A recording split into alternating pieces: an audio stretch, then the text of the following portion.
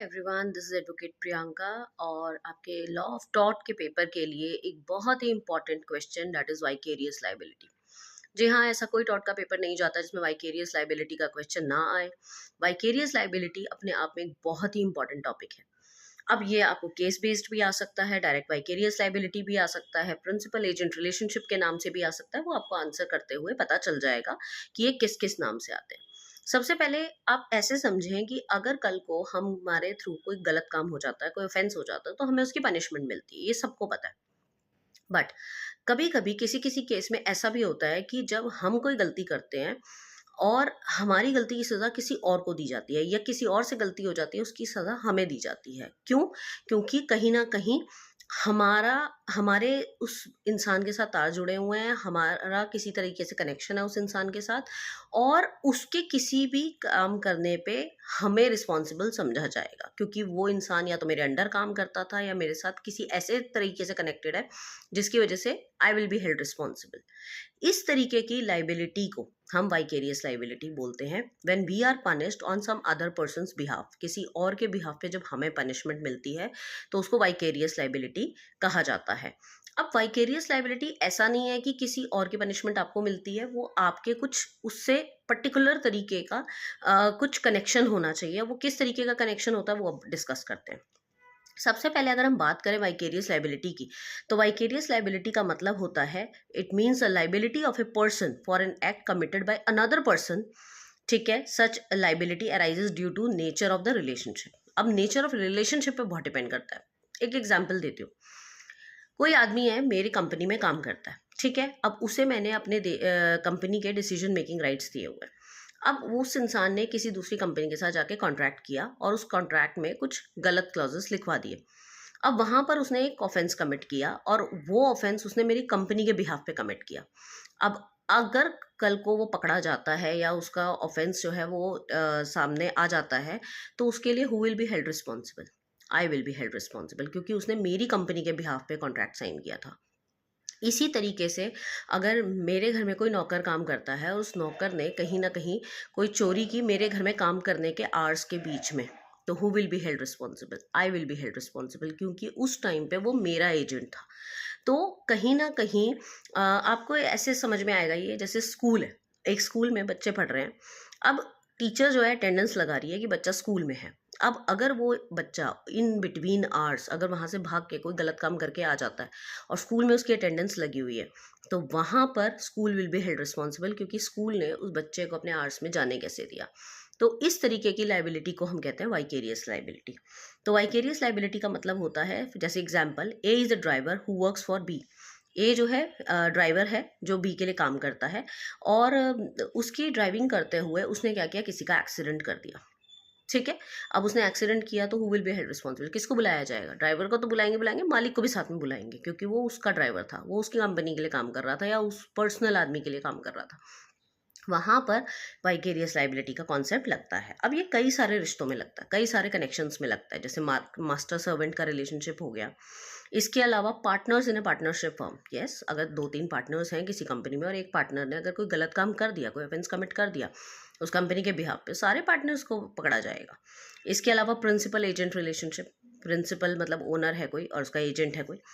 फिर कंपनी और उसके directors, owner and independent contractor. यहाँ पर कुछ एक्सेप्शंस होते हैं ओनर एंड इंडिपेंडेंट कॉन्ट्रैक्टर, क्योंकि इंडिपेंडेंट कॉन्ट्रैक्टर जो होता है सारे काम अपने ओनर से पूछ के नहीं करता, तो इसलिए उन केसेस में कहीं डिफेंसेस मिल भी जाते हैं। तो ये जो आपका वाइकेरियस लाइबिलिटी का कॉन्सेप्ट है, ये इसी तरीके की चीज़ें बताता है कि जहाँ पर किसी एक आदमी का किया हुआ, किसी एजेंट का किया हुआ काम के लिए उसका प्रिंसिपल रिस्पॉन्सिबल होता है। अब यहाँ पर दो मैग्जिम्स आती हैं बहुत ही important liability of a master के लिए।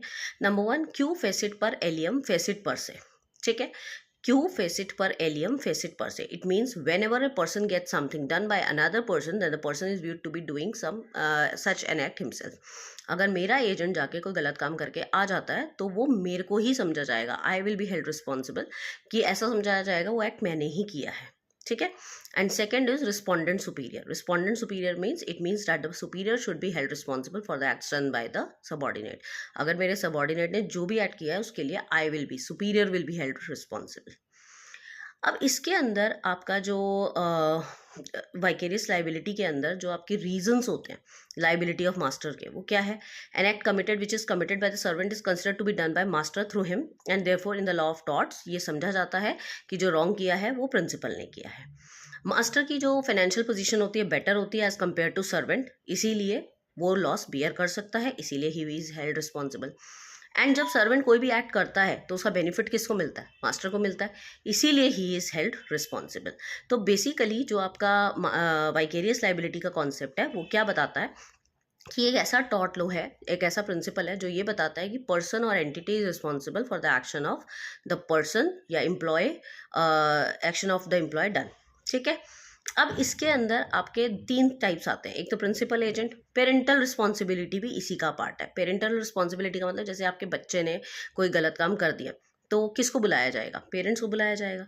ऐसे ही अगर किसी प्रोडक्ट में खराबी निकली तो उस चेन ऑफ लाइन में जो भी उसमें चेन है पूरी, सेलर, डिस्ट्रीब्यूटर, ओनर, आप किसी को भी सू कर सकते हैं। ठीक है, फिर partnership liability, I told you कि अलग अलग पार्टनर्स में से अगर किसी एक पार्टनर ने गड़बड़ कर दी तो सारे पार्टनर्स में से किसी को भी सू कर सकते हो आप। एंड प्रिंसिपल एजेंट रिलेशनशिप, ये आपके बेसिकली टाइप्स होते हैं। अब अगर आप बात की जाए how to avoid vicarious liability, आप वाइकेरियस लाइबिलिटी को अवॉइड कैसे करेंगे, हाउ टू अवॉइड इट? तो पहला तरीका है आप अपने वर्क प्लेस को हमेशा मॉनिटर करते रहिए। जहाँ पर भी आप काम करते हैं उसको पूरा अपने कंट्रोल में रखिए ताकि कोई भी एम्प्लॉय कोई भी गलत काम कर रहा है तो आपको पहले पता चल जाए। डॉक्यूमेंटेशन को डिटेल में पढ़िए, सारी चीज़ों को मॉनिटर कीजिए। दूसरा, create employ manual with thorough explanations of rules and regulations. Employ manuals बना के रखिए जहाँ पर रूल्स एंड रेगुलेशन को बहुत ही अच्छे से बनाना है आपने, एक एक चीज़ को बहुत अच्छे से लिखना है ताकि सामने वाले को भी पता रहे उसकी जुरिस्डिक्शन क्या क्या है। तीसरा, प्रॉपर ट्रेनिंग प्रोग्राम्स दीजिए अपने एम्प्लॉयज़ को ताकि वो बहुत अच्छे तरीके से अपना जो काम है उसको ढंग से करें। लॉयर को एक एंगेज करके रखिए अपने बिजनेस अफेयर्स को हैंडल करने के लिए ताकि इस तरीके की किसी भी मुसीबत से आप बचें। ठीक है, एंड लास्ट इज, अगर इस तरीके की कोई लाइबिलिटी आती है तो पहले ही कुछ क्लॉजेस बना के रखिए जिसमें कि क्या क्या उसकी जुरिस्डिक्शन में आएगा, क्या क्या नहीं, वो आप उसमें मेंशन करें। ये सब कुछ एक्स्ट्रा पॉइंट्स हैं। वैसे वाइकेरियस लाइबिलिटी का अगर क्वेश्चन आता है तो आप लिख सकते हैं कि वाइकेरियस लाइबिलिटी क्या होती है, कितनी तरीके की वाइकेरियस लाइबिलिटी होती है और यहाँ पर किसको किसको रिस्पॉन्सिबल हेल्ड किया जा सकता है। This is very important question for your exam. Latent Maxim's को आप याद कर सकते हैं अगर आप करना चाहें तो, otherwise you can write it without maxims also. In case of any doubt you can call on 9953308400. Thank you.